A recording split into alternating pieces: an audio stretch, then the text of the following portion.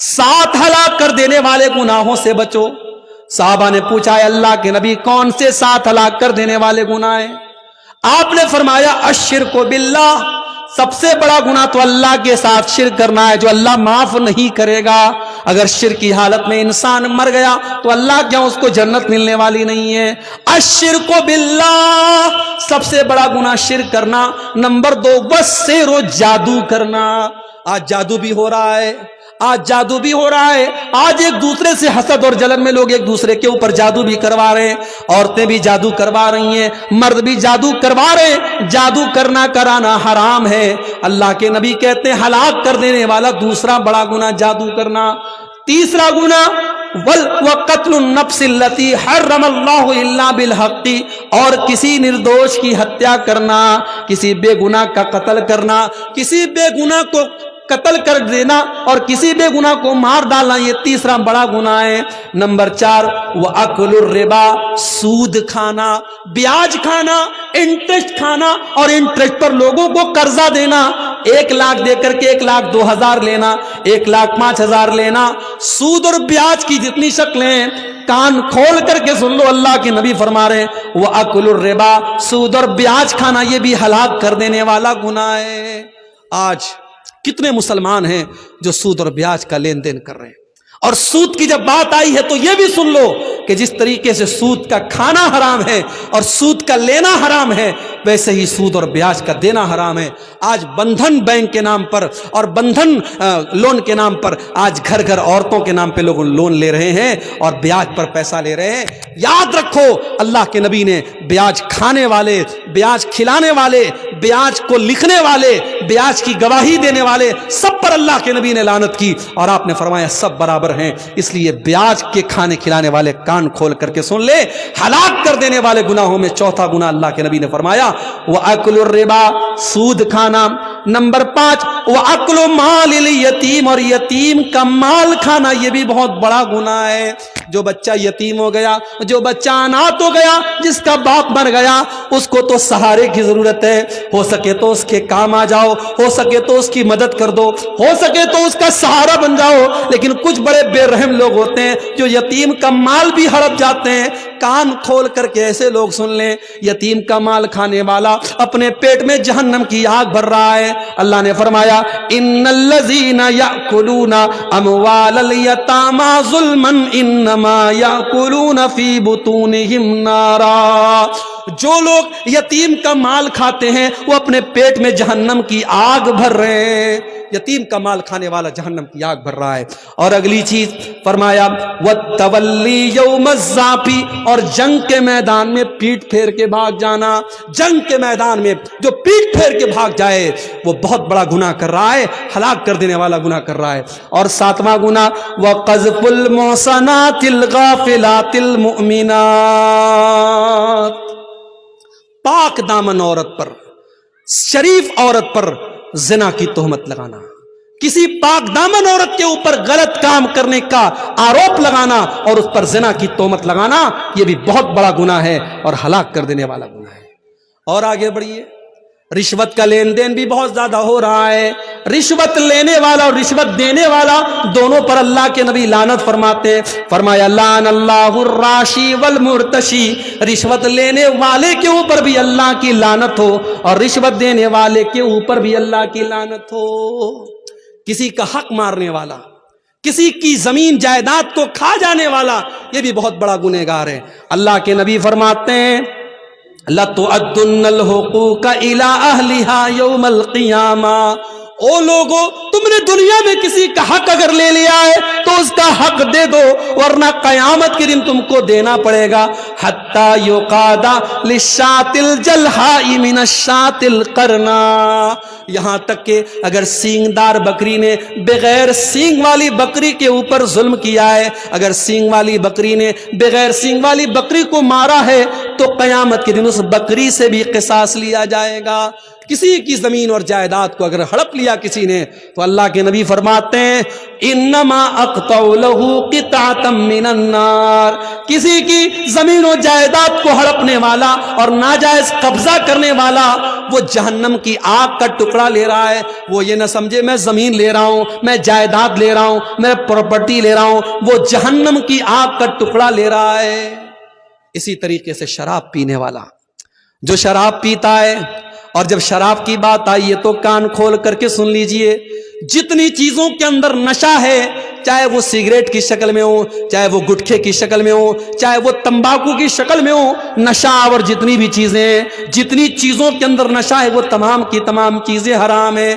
اللہ کے نبی نے شراب کا بھی نام لیا، لیکن اللہ کے نبی نے دوسری حدیث میں فرمایا ما اسکر کثیرہ فقلیلہ حرام، جو چیز زیادہ کھانے سے نشہ ہوتا ہے وہ تھوڑا سا کھانا بھی حرام ہے. اور دوسری حدیث میں اللہ کے نبی نے فرمایا کل مسکر خمر، ہر نشہ والی چیز شراب ہے. جس چیز کے اندر نشہ ہوتا ہے، چاہے وہ ڈرگس کی شکل میں ہو، چاہے وہ ہیروئن کی شکل میں ہو، چاہے وہ چرس اور گانجے اور افیم کی شکل میں ہو، جس چیز کے اندر نشہ پیدا ہوتا ہے اس کا وہی حکم ہے جو شراب کا حکم ہے.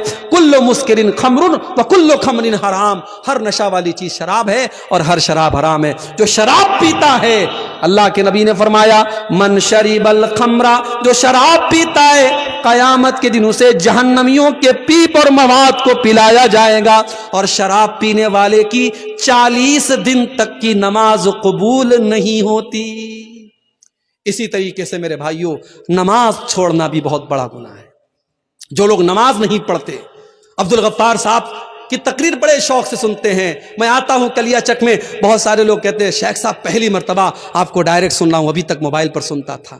بڑی محبت کرتے ہیں آپ، بڑے شوق سے علماء کی تقریروں کو سن رہے ہیں، مگر پتہ چلا کہ نماز کی پابندی نہیں کرتے ہیں. میرے بھائی، یہ علماء کی محبت آپ کو کام نہ دے گی، یہ یوٹیوب پر 3 گھنٹے تقریریں سننا آپ کو کام نہ دے گا اگر آپ نے نماز کی پابندی نہ کی. اس لیے کہ نماز چھوڑنے والا، نماز کو برباد کرنے والا اور نماز میں لاپرواہی کرنے والا کون ہے؟ اللہ نے فرمایا قرآن کے 16ویں پارے میں فَخَلَفَ مِن بَعْدِهِمْ خَلْفٌ أَضَاعُوا الصَّلَاةَ وَاتَّبَعُوا الشَّهَوَاتِ فَسَوْفَ يَلْقَوْنَ غَيًّا. نماز کو برباد کرنے والے وہ لوگ ہیں جو نالائق لوگ ہیں، جہنم میں جانے والے لوگ ہیں، وہ نماز کو برباد کرتے ہیں.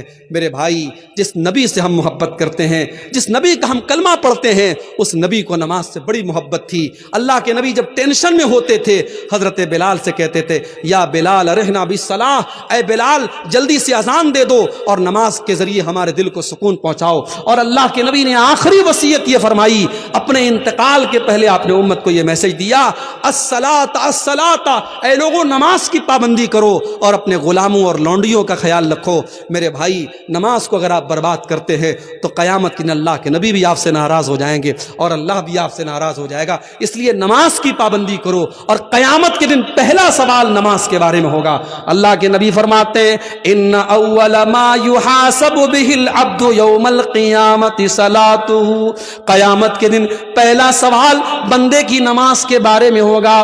فَإِن صلحت، اگر نماز صحیح ہے، اگر نماز کا معاملہ صحیح ہے، فقد افلح، تو انسان کامیاب ہو جائے گا. وَإِن فسدت، اور اگر نماز کا معاملہ گڑبڑ ہے، فقد خاب وخسر، تو انسان ناکام ہو جائے گا. نماز کا چھوڑنے والا بھی بہت بڑا گنہگار ہے. اور ایک آخری حدیث سنا کر کے بات ختم کرتا ہوں. ہماری ماؤں بہنوں سے ریلیٹڈ یہ حدیث ہے، اس کو بھی آپ سن لیں. یہ صحیح مسلم کے اندر یہ حدیث موجود ہے.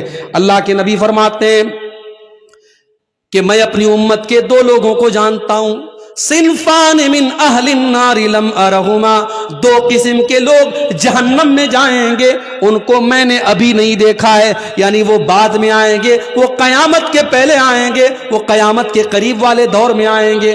نمبر 1 قوم معهم سیات کاذناب البقر یضربون بها الناس، ایسے لوگ آئیں گے جن کے ہاتھ میں گائے کی دم کی طرح کوڑے ہوں گے، اور وہ کوڑوں سے لوگوں کو ماریں گے، اتیاچار کریں گے، ظلم کریں گے، وہ اپنے پاور کا غلط استعمال کریں گے، وہ اپنی طاقت کا غلط استعمال کریں گے. ہر وہ انسان وہ جو ظلم کرتا ہے، جو لوگوں پر اتیاچار کرتا ہے، وہ اس حدیث کے اندر شامل ہے. آپ نے فرمایا ایسے ظالم لوگ جہنم کی آگ میں جلیں گے. کبھی کسی پر ظلم مت کرو میرے بھائی. اگر اللہ نے آپ کو پاورفل بنایا ہے، دولت والا بنایا ہے، اپنی دولت کا غلط استعمال مت کرو، اپنے پاور کا غلط استعمال مت کرو.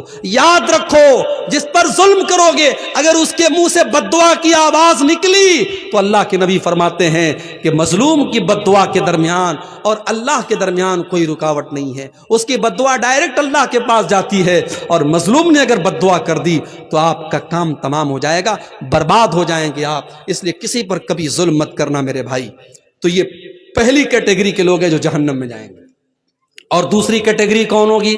فرمایا وَنِسَاءٌ کاسیات عاریات ممیلات مائلات، ایسی عورتیں جو کپڑا پہننے کے باوجود ننگی ہوں گی، کپڑا پہننے کے باوجود ننگی ہوں گی، یعنی ان کا ڈریس ایسا ہوگا، ان کا کپڑا ایسا ہوگا جو ان کے شریر کو پردرشت کرے گا، ان کی باڈی کو ایکسپوز کرے گا، وہ اپنے جسم کو نظر دکھائیں گی، اپنے شریر کا پردرشن کریں گی.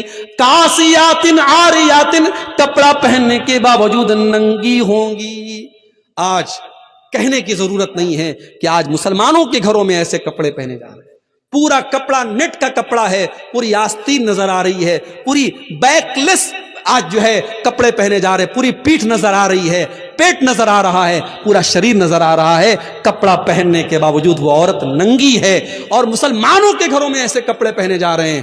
آپ نے فرمایا ممیلات مائلات، ایسی عورتیں جب چلتی ہیں ان کی چال کے اندر بھی بے حیائی ہوتی ہے، وہ اپنی چال کے ذریعے دوسروں کو آکرشت کرتی ہیں. وہ شرما شرما کے نہیں چلتی، وہ تو اترا اترا کے چلتی ہیں، وہ تو بے حیا اور فاحشہ عورتوں کی طرح چلتی ہیں. مائلات، اور خود وہ ان بے حیا لوگوں کی طرف مائل ہوتی ہیں، ان کی چال بھی بے حیا عورتوں کی طرح ہوتی ہے، اور وہ غیر مردوں کی طرف آکرشت ہوتی ہیں. آپ نے فرمایا رؤوسہن کاسنمۃ البخت المائلہ، ان کا ہیئر اسٹائل ایسا ہوگا جیسے اونٹ کا کوہان ہوتا ہے. انٹرنیٹ پہ جا کے دیکھ لینا اونٹ کے کوہان والا ہیئر اسٹائل کیسا ہوتا ہے. اگر آپ کے گھر کی بہن بیٹی ایسا ہیئر اسٹائل بناتی ہے جو اونٹ کے کوہان کی طرح ہے تو اپنے گھر کی بہن بیٹیوں کو منع کر دینا. یہ جہنمی عورت کی نشانی بتائی گئی. رؤوسہن کاسنمۃ البخت المائلہ، اونٹ کے کوہان کی طرح ان کے بالوں کا جوڑا ہوگا، ان کا ہیئر اسٹائل ہوگا. آج کل میک اپ کے نام پہ کیا کیا ہو رہا ہے. ابھی میری اہلیہ ایک دن بتا رہی تھی کہ آج کل کوئی وہ ہونٹ میں کوئی انجیکشن لگا کر کے ہونٹ کو موٹا کرتی ہے. یعنی یہ کیا کیا ہو رہا ہے.